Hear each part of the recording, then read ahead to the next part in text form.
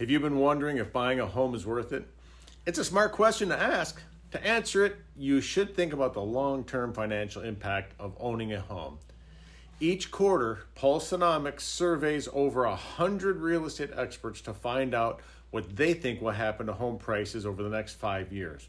And the latest report shows experts project home prices to start rising steadily again after this year. Take a look at this graph. It uses projections from the survey to show how much the value of your home could grow.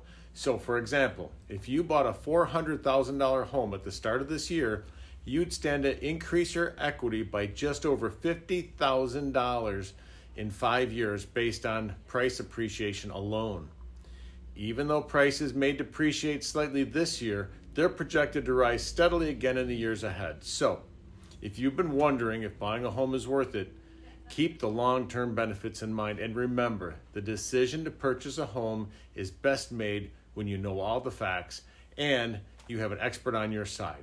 Let's connect so you can make the most informed decision about your home.